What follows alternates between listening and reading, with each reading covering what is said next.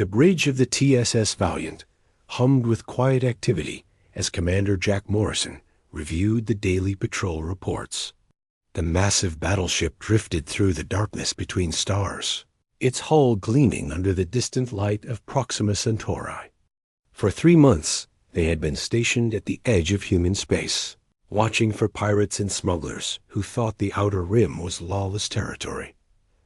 Morrison was a tall man with graying hair and tired eyes that had seen too many battles. He had served the Terran Empire for 22 years, working his way up from a fresh-faced ensign to commanding one of humanity's most powerful warships. The Valiant was his home, and its crew of 800 souls were his responsibility. Lieutenant Lisa Carter approached his command chair with a concerned expression. She was young, maybe 26, with short brown hair and sharp green eyes that missed nothing. As the ship's tactical officer, she spent her days analyzing threats and preparing defenses that hopefully would never be needed. Commander, we're receiving an unknown transmission on emergency frequencies, she reported, her voice steady despite the worry in her eyes. It's heavily encrypted, but using protocols we've never seen before. Morrison straightened in his chair. Unknown transmissions were rare this far from Earth, and encrypted ones were almost unheard of. Origin point? That's the strange part, sir. It's coming from everywhere at once, like it's being broadcast from multiple sources across a wide area. Our computers are having trouble pinpointing exact locations. Put it through, Morrison ordered, gesturing to the main view screen. The screen flickered and filled with static before resolving into an image that made several crew members gasp. The being on screen was clearly not human. Its skin was scaled and green, with yellow eyes that seemed to glow with their own inner light. When it spoke, its voice was deep and harsh, like gravel grinding against metal. I am Overlord Kethfer, Supreme Commander of the Hegemony Coalition. I address the primitive species that calls itself humanity. The alien's words dripped with contempt. Your expansion into the galaxy ends now. You have violated the sacred order that has kept peace among civilized worlds for 10,000 years. Morrison felt his jaw tighten. He had dealt with arrogant aliens before, but something about this one's tone set his teeth on edge. Around the bridge, his crew had stopped their work to listen. The hegemony has studied your species, Kethvar continued. You are violent, unpredictable, and dangerous to galactic stability. Your colonies beyond your home system are illegal settlements that threaten the rightful territories of superior civilizations. This cannot be tolerated.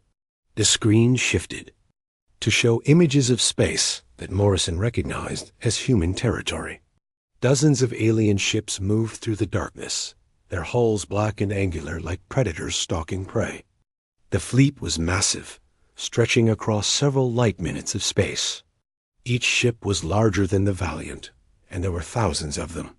Behold the power of order, Kethver said as the camera panned across his armada. 150 races serve the hegemony willingly. They understand that peace comes through submission to those who are stronger and wiser. Your species will learn this lesson as well. Morrison's hands clenched into fists.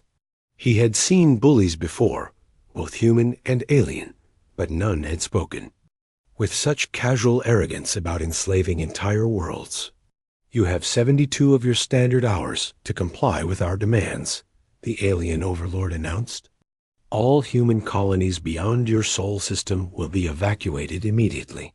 Your military forces will stand down and submit to hegemony authority. Your leaders will present themselves for processing and integration into our administrative structure. The screen showed footage of a human mining station, its lights twinkling against the void. Morrison recognized it as Harvest Point, a small facility that processed asteroids for rare metals. As he watched, bright beams lanced out from the alien fleet, and the station vanished in a ball of fire and debris. This was your facility at coordinates 7-7-Mark-4, Kethver said without emotion. It has been cleansed to demonstrate our resolve. 347 of your kind perished in moments. Their deaths could have been avoided through immediate compliance. Morrison stood up so fast his chair rolled backward. 300. People dead, just like that, to make a point. Men and women with families, dreams, and futures, snuffed out by an alien who spoke of their murder like discussing the weather. Choose wisely, humans, the Overlord concluded. Submit now and live. As productive members of the hegemony, or resist and face complete extinction. We have eliminated dozens of species who thought themselves too proud to bow. Your fate depends on your next action. The transmission ended, leaving the bridge in shocked silence. Morrison stared at the blank screen, his mind racing through implications and possibilities. This was not some border dispute or trade disagreement. These aliens wanted to conquer humanity itself. Commander? Lieutenant Carter's voice was barely above a whisper. Orders, sir? Morrison turned to face his crew. Every eye on the bridge was looking at him, waiting for his response. These were good people who had signed up to protect human space, not to surrender it to alien masters. He thought about his daughter back on Earth, about the billions of humans who would wake up tomorrow, not knowing that their freedom was being threatened. Chief Torres, he called to his communications officer. Stocky man with calloused hands and a reputation for working miracles with damaged equipment. Can you boost our transmitter range? Yes, sir, but it'll take some time to reconfigure the arrays. Maybe 6 hours for full galactic reach. You have 4 hours, Morrison said firmly. Every human world needs to know it's coming. He moved to the captain's station and activated the recording system. His response would be transmitted to the hegemony on the same frequency they had used. But first, it would go to Earth and every human colony in space. This is Commander Jack Morrison of the Terran Empire ship Valiant, he began, his voice carrying across the bridge with quiet authority. To the alien calling himself Overlord Kethver and his hegemony coalition, I have a message. He paused, thinking of Harvest Point and the hundreds of innocents who had died for no reason except to frighten him. When he spoke again, his words carried the steel of absolute conviction. Humanity bows to no one. We didn't crawl out of caves and reach for the stars just to kneel before the first bully we met in space. If you want our worlds, come and take them. But know this, every human world you attack will cost you more than you can imagine. We don't surrender. We don't submit.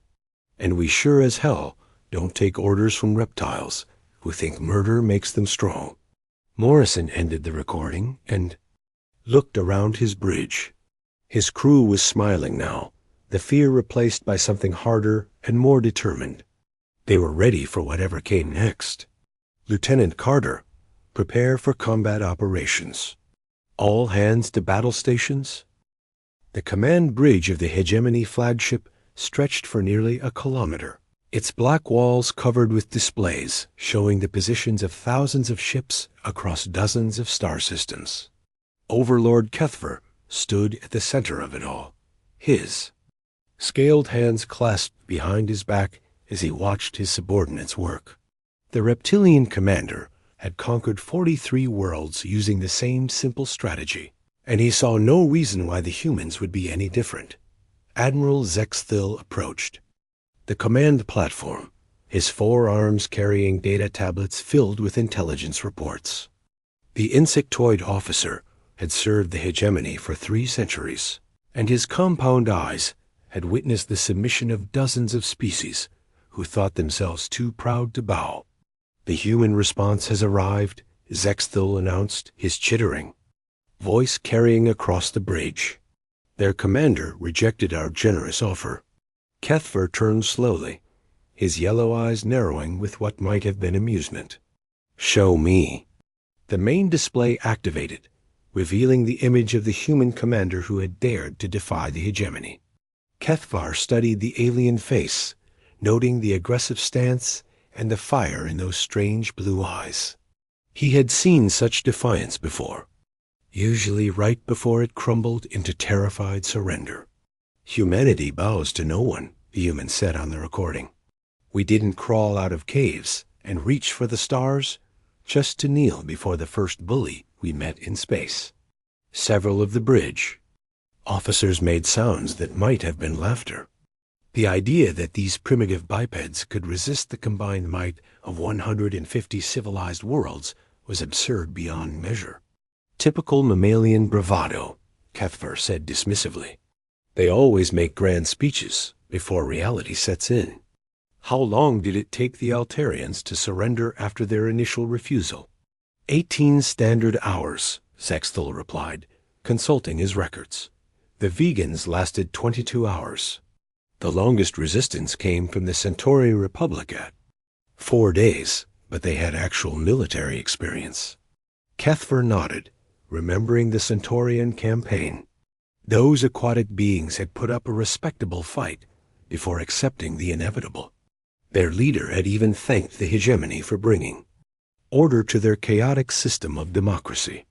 "What do our intelligence reports say about human military capabilities?" the Overlord asked. A new figure approached the command platform.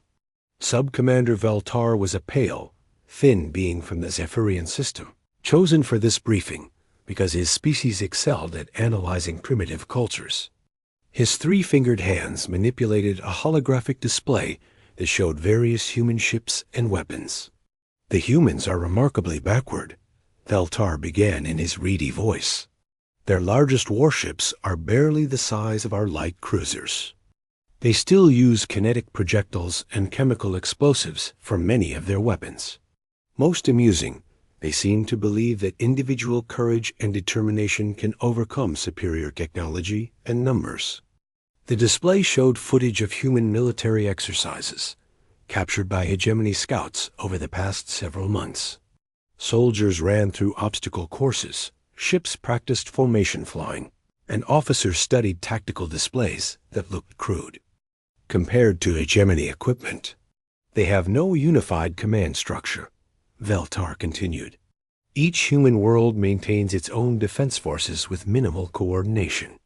Their industrial capacity is limited to perhaps 24 major shipyards. Most critically, they have never faced a threat larger than pirates or border skirmishes between their own colonies. Cuthbert watched the human footage with growing confidence.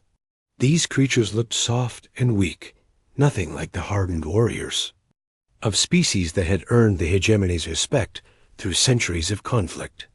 Their ships were crude boxes of metal and ceramic, lacking the elegant curves and advanced materials of proper starcraft. "Recommended timeline for conquest?" he asked. "Standard intimidation protocols should suffice," Zexthal replied. "Demonstrate."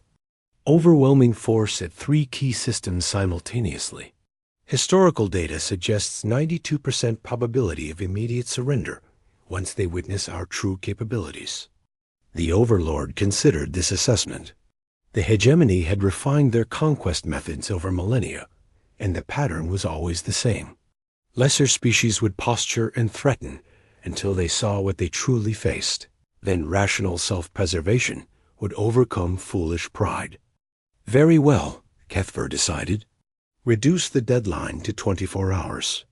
If they need additional motivation to accept reality, we shall provide it." Meanwhile, across human space, a very different conversation was taking place. On Earth, President, Kate Reynolds stood before the Terran Senate, her voice echoing through the ancient chamber that had seen humanity through 2 world wars and the first steps into space. "Fellow citizens," she began, her words being broadcast to every human world simultaneously, "we face a threat unlike any in our history. An alien coalition demands our surrender and threatens to destroy us if we refuse. I stand before you today to declare that humanity will never bow to tyrants, no matter how powerful they claim to be." The senators rose as one, their applause thundering through the chamber. In the gallery, ordinary citizens who had come to witness this historic moment wiped tears from their eyes, and clenched their fists in determination. Admiral Paul Grant stood at the president's side, his uniform bearing the scars of a dozen campaigns against pirates and rebel factions. The grizzled officer had spent his life protecting human space, and his weathered face showed no fear as he addressed the Senate. "Every ship we have is being mobilized," he announced. "Every world is preparing its defenses. We may be outnumbered, but we are not outmatched in courage or determination. The aliens think numbers alone will break us. They are about to learn why humanity earned its place among the stars." On the frontier world of New Austin, Governor Mike Sullivan stood on the steps of the Colonial Administration Building, addressing a crowd of miners, farmers, and frontier families. The planet was barely 50 years old, carved from wilderness by people who had left Earth seeking freedom and opportunity. "They want us to abandon our homes and submit to alien rule," Sullivan declared, his voice carrying across the dusty town square. "Well, I have news for these hegemony bullies.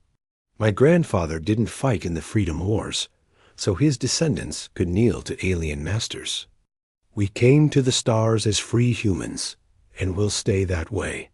Colonel Amy Phillips watched from the crowd, already planning defensive positions and supply routes. Her regiment of Colonial Marines was small but tough, seasoned by years of fighting, claim jumpers, and hostile wildlife.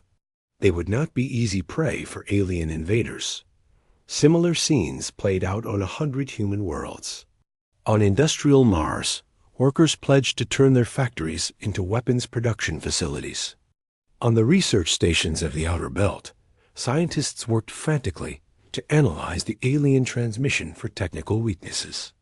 In the trading posts along the rim, merchants and smugglers put aside old rivalries to form militia units. Hegemony had made one critical error in their assessment of humanity. They had studied human military capabilities and political structures, but they had completely failed to understand the human spirit. They saw a species that had never faced existential threat and assumed it would collapse at the first sign of overwhelming force. They did not understand that humanity had fought its way to sapience through ice ages and disasters, but every human alive carried the genetic memory of ancestors who had survived by refusing to give up when the odds seemed impossible. They had no comprehension of the rage that burned in human hearts when their families and freedom were threatened. Overlord Kethver stood on his command bridge, confident that within 24 hours he would receive humanity's surrender. He had conquered dozens of worlds using fear and superior numbers, and he saw no reason why these primitive mammals would be any different. He was about to discover that humans were very different indeed.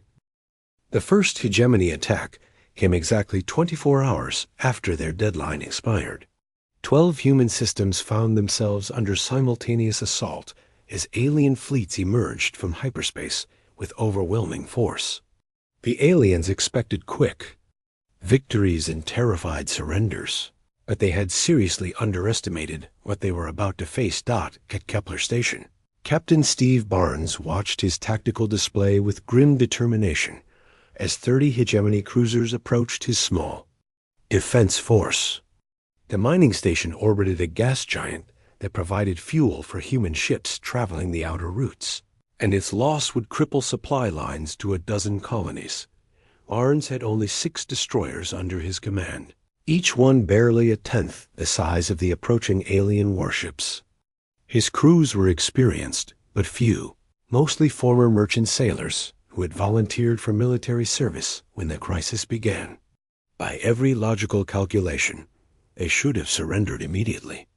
"Captain, incoming transmission from the alien commander," reported Lieutenant Greg Murphy, his communications officer. "They're demanding immediate surrender of the station."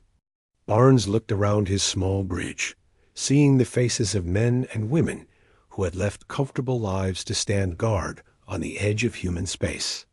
They were engineers, miners, traders, and farmers' children who had answered their species' call to duty. None of them looked ready to give up. "Send them our response," Barnes ordered. "Tell them to come and take it." The hegemony fleet advanced in perfect formation, their weapons charging with deadly intent. Admiral Vexkol, commanding the alien force, felt nothing but contempt for these primitive mammals who thought 6 tiny ships could resist his overwhelming firepower. "Destroy the military vessels first," he ordered his subordinates. "Leave the station intact for processing. These humans need to see the futility of resistance." The alien ships opened fire with energy beams that could slice through asteroids. But the human destroyers were no longer where they expected them to be. Barnes had scattered his ships among the system's debris field, using broken asteroids and gas clouds to mask their movements. Now, Barnes whispered into his communicator that the mining station had been preparing for this moment since the ultimatum arrived. Massive charges designed for asteroid braking erupted throughout the debris field, turning chunks of rock into high-velocity weapons. The hegemony ships found themselves flying through a storm of metal and stone that overwhelmed their defensive screens. Lieutenant Jennifer Walsh piloted her destroyer through the chaos, her ship barely larger than a civilian transport but moving with deadly precision. She had learned to fly in the asteroid belts, dodging debris that would crush larger vessels, and now those skills served her species in battle. "Target their command ship," she called to her weapons officer. "Hit them where it hurts." Human torpedoes, crude by alien standards but effective nonetheless, slammed into the hegemony flagship's hull. The explosions sent shockwaves through the alien crew, who had never experienced such aggressive tactics from supposedly inferior opponents. The battle raged for 6 hours before Barnes finally ordered a retreat. His destroyers had been reduced to 3, their hulls scarred and their crews exhausted, but they had accomplished something impossible. 8 hegemony cruisers drifted dead in space, their crews either dead or fleeing in escape pods. Admiral Vexkol stared at the tactical display in disbelief. His fleet had won, technically, but at a cost that should have been impossible. These humans fought like nothing he had ever encountered, using every dirty trick and desperate gambit they could devise. On the agricultural world of Haven, the story was even more shocking to hegemony expectations. Marine Colonel Rachel Thompson had only 800 troops to defend an entire planet, facing a landing force of 10,000 alien soldiers, equipped with advanced weapons and armor that the aliens expected to capture the planet's capital within hours, installing their own administration before moving on to the next target. What they found instead was a nightmare that would haunt hegemony forces for years to come. Haven's colonists had spent 3 generations turning a hostile world into a garden, learning every detail of its weather patterns, wildlife, and terrain. Now they used that knowledge to turn their home into a death trap for invaders. Sergeant Tony Martinez led a squad of colonial Marines through the wheat fields outside New Birmingham, the planet's largest city. His men were farmers' sons who had grown up hunting the local predators, and they moved through the tall grain like ghosts. "Remember, we're not trying to win," Martinez told his troops. "We're trying to make them pay for every step."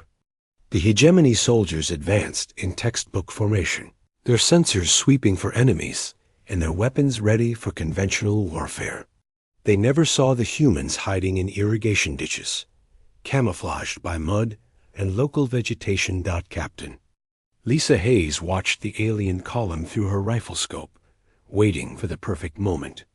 She had been Haven's wildlife control officer before the war, responsible for managing the planet's population of razor wolves and steel-hide bears. Now she hunted more dangerous prey. The attack came from everywhere at once.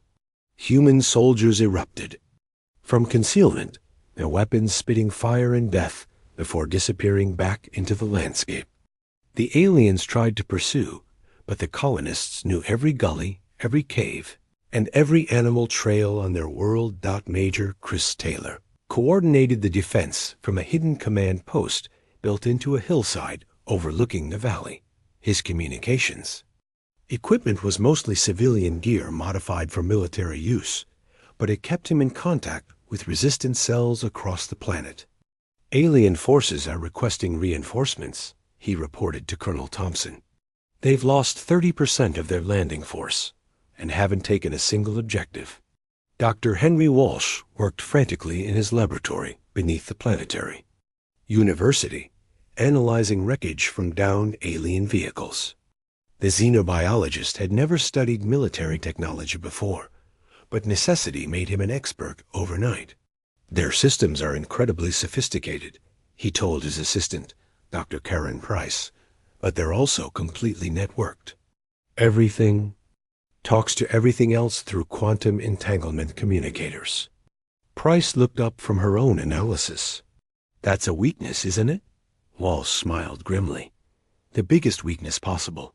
If we can disrupt their network protocols, their equipment becomes expensive junk. Working through the night, the human scientists developed a virus that could spread through hegemony communication systems, causing cascading failures throughout their command structure. Within hours, alien units found themselves cut off from headquarters, their advanced weapons reduced to clubs and their vehicles dead weight. On 12 human worlds, the same pattern repeated. The hegemony had superior numbers, better technology, and more experience, but they had never faced an enemy that refused to follow the rules of civilized warfare. Humans used everything from mining explosives to local wildlife as weapons, turning each battle into a brutal lesson in adaptation and survival. Commander Sarah Mitchell achieved the first major human victory when her cruiser squadron destroyed a hegemony supply depot in the Vega system. Using intelligence gathered from captured alien equipment, she led her ships through a minefield that should have been impossible to navigate. Target their ammunition stores, she ordered as her ships closed with the alien base. Make them understand that we can strike back. The depot's destruction sent shockwaves through the hegemony fleet. For the first time in their military history, they were facing an enemy that grew stronger and more dangerous with each engagement. The humans learned from every defeat, adapted to every new threat, and never stopped fighting even when victory seemed impossible. Overlord Kethver received the battle reports with growing unease. His forces were winning, but the cost was far higher than any previous campaign. More importantly, the humans showed no signs of breaking morale or seeking negotiations. If anything, their resistance was intensifying. Admiral Paul Grant stood in the war room beneath Geneva, studying the holographic display that showed the current state of the conflict. Red markers indicated hegemony positions, while blue ones marked human forces, and the sight filled him with grim satisfaction. The aliens had expected humanity to collapse within days, but 3 weeks of fighting had produced a very different outcome. Operation Thunderstrike is approved, Grant announced to the assembled commanders. We're done playing defense. Time to show these aliens what humans do when we get angry. The plan was audacious beyond anything attempted in human military history. Instead of continuing to defend scattered colonies, Grant proposed to strike directly at the hegemony's main staging area in the Centauri system. Every available human warship would participate in a coordinated assault designed to cripple the alien war machine. Captain Daniel Ross received his orders aboard the TSS Leviathan, humanity's largest and most powerful warship.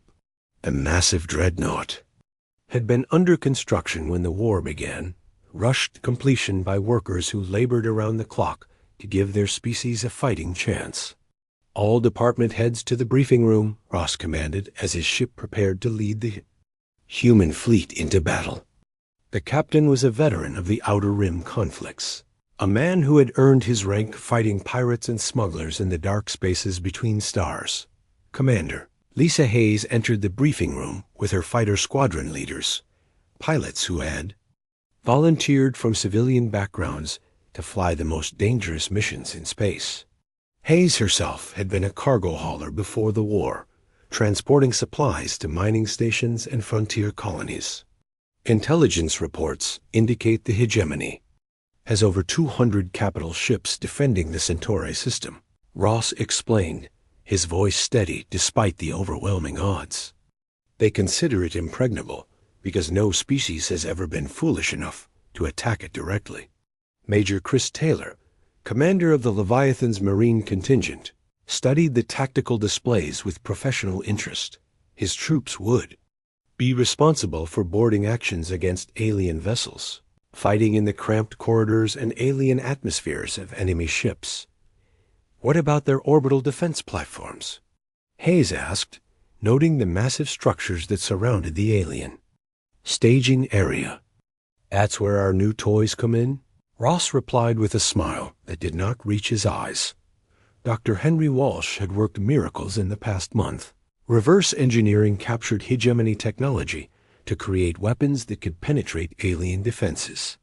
His virus programs had already proven effective in disrupting enemy communications, but his latest creation was even more devastating. Lara Davis, the chief engineer who had helped design the new weapons, stood beside a holographic projector, showing the improved human arsenal. Her team had taken alien energy weapons and modified them with human ingenuity, creating hybrid systems that combined the best of both technologies. Each ship now carries quantum disruptor torpedoes, she explained. They're designed to overload hegemony shield generators by feeding their own power back into their systems. The aliens built their defenses to stop conventional weapons, not their own technology turned against them. The human fleet assembled in the empty space between Sol and Alpha Centauri, ships arriving from every corner of human territory. Destroyers that had been escorting merchant convoys joined with battleships, pulled from homeland defense duties. Even civilian vessels had been pressed into service, their cargo holds converted to carry troops and supplies. General Kevin Murphy commanded the ground forces that would follow up the space battle, liberating worlds that had fallen under hegemony. Occupation. His soldiers came from a dozen different planets, united by their determination to free their fellow humans from alien rule. Remember, we're not just fighting for ourselves, Murphy told his troops as they prepared for battle. There are human prisoners on those worlds, civilians who've been waiting for rescue. We don't leave anyone behind. Meanwhile, the defense of Earth itself fell to Coordinator Janet Brooks, a former asteroid miner who had become humanity's most effective tactical planner. Her job was to ensure that if the offensive failed, Earth would still be protected against hegemony retaliation. Every orbital platform is armed and ready, she reported to Admiral Grant. The moon bases have full missile loads, and the deep space sensors will give us advance warning of any alien approach. The alien leadership was not idle during this period. Overlord Kethfer had begun to realize that humanity was unlike any species the hegemony had previously encountered, but he still believed that superior numbers would eventually prevail. Increase the assault forces by 50%, he ordered Admiral Zexthal. These mammals are more resilient than expected, but they cannot sustain their current losses indefinitely. The insectoid admiral studied the casualty reports with his compound eyes, noting the disturbing trend. Hegemony forces were inflicting heavy damage on human colonies, but their own losses were far higher than projected. Each human world required weeks to conquer instead of hours, and the defenders grew more effective with each battle. Perhaps we should consider negotiating a limited settlement, Zexthal suggested carefully. Allow them to retain their core worlds in exchange for abandoning the outer colonies. Kethfer's yellow eyes blazed with rage. The hegemony does not negotiate with inferior species. We will crush the resistance through superior firepower and advanced tactics. Order the fleet to prepare for a direct assault on their whole world. The decision would prove to be the hegemony's greatest mistake. As alien forces massed for an attack on Earth, they left their staging areas vulnerable to the human counteroffensive that Admiral Grant had been planning. The battle began when Commander Sarah Mitchell led her reconnaissance squadron through the outer defenses of the Centauri system. Her ships were small and fast, designed to gather intelligence and create confusion among the enemy ranks. Multiple alien squadrons converging on our position, reported her tactical officer as Hegemony. Fighters moved to intercept the human scouts. "Let them come," Mitchell replied calmly. "We're just the opening act." The TSS Leviathan emerged from hyperspace, with the main human fleet spread out behind it like an arrow aimed at the heart of alien power. Captain Ross looked at the massive enemy formations with satisfaction rather than fear. The aliens had concentrated their forces for the attack on Earth, leaving their supply lines exposed. "All ships, this is Admiral Grant," came the voice over the fleet communication system.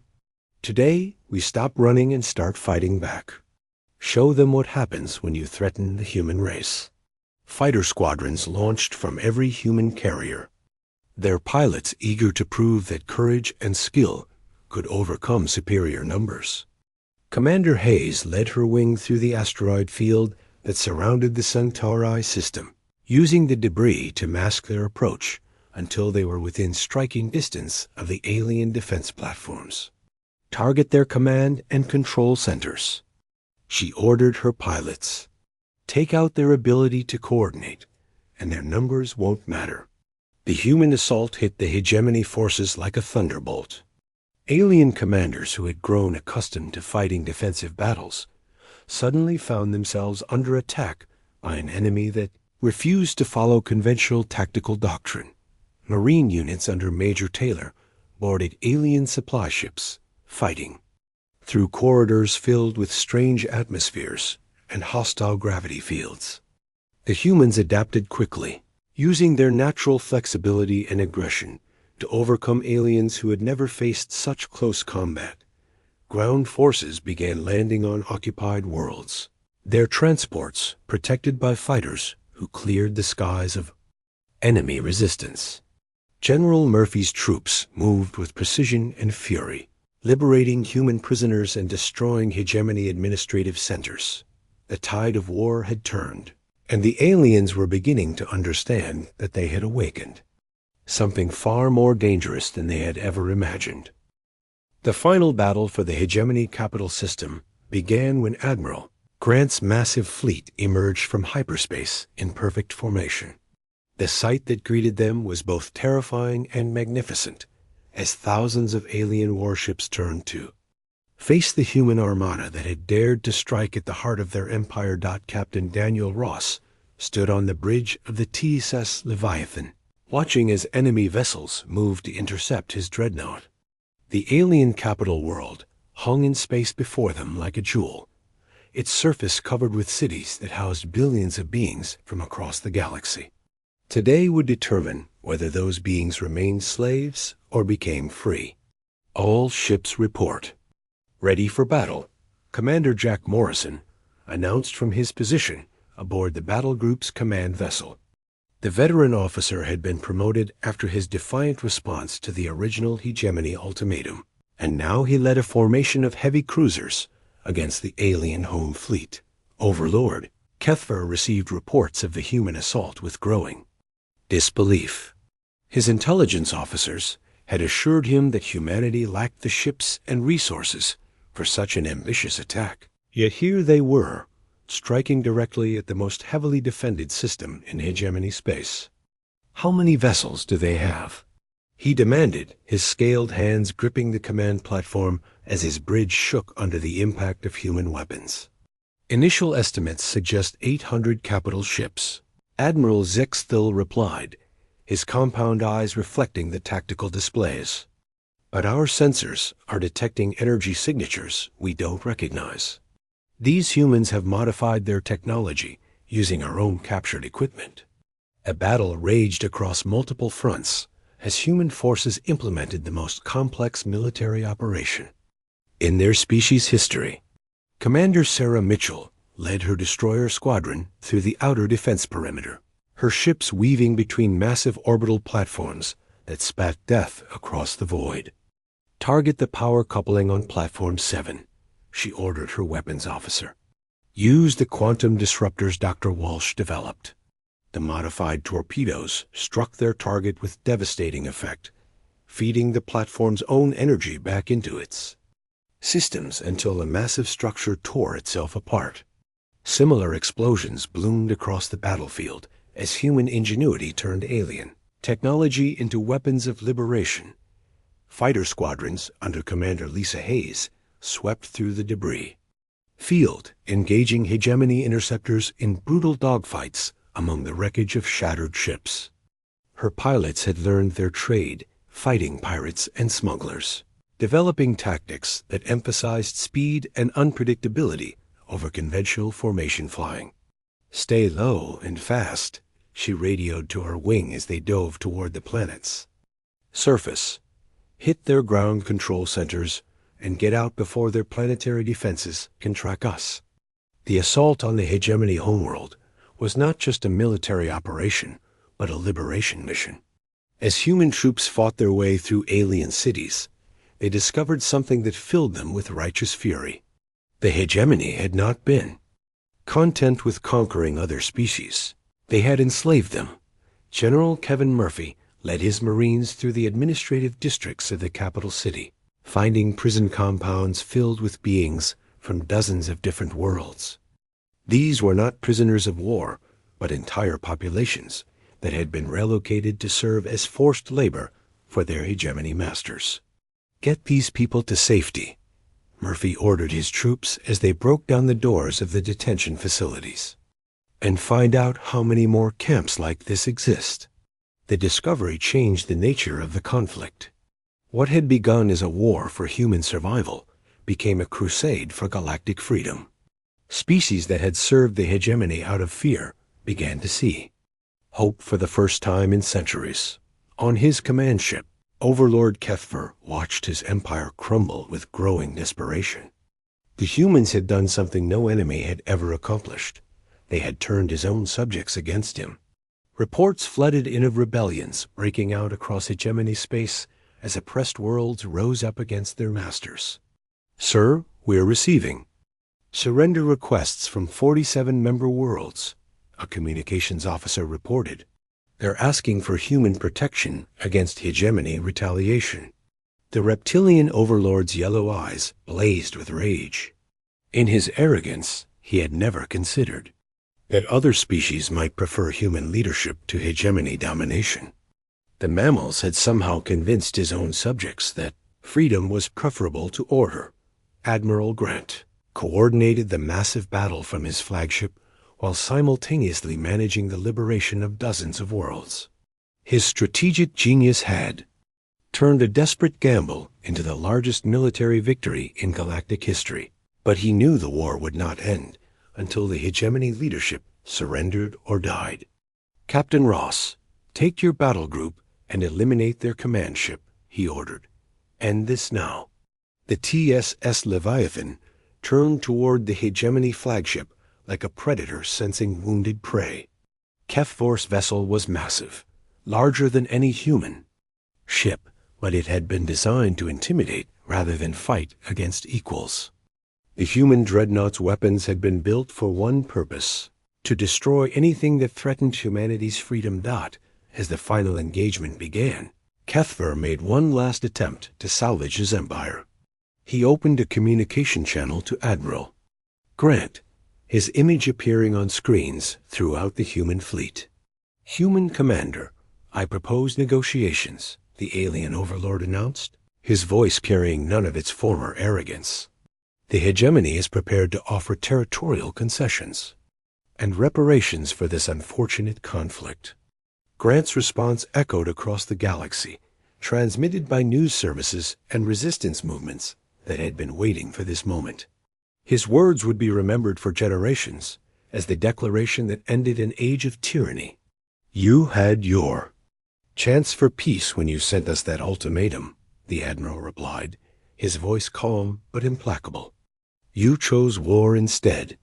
You murdered innocent humans to make a point. You enslaved entire civilizations and called it order. Now face the consequences of threatening the Terran Empire. The Leviathan's main guns fired in unison, their quantum enhanced, projectiles tearing through the hegemony flagship's shields like they were made of paper. Secondary explosions rippled through the alien vessel as its power systems overloaded, and within minutes, the symbol of galactic oppression was nothing but expanding debris.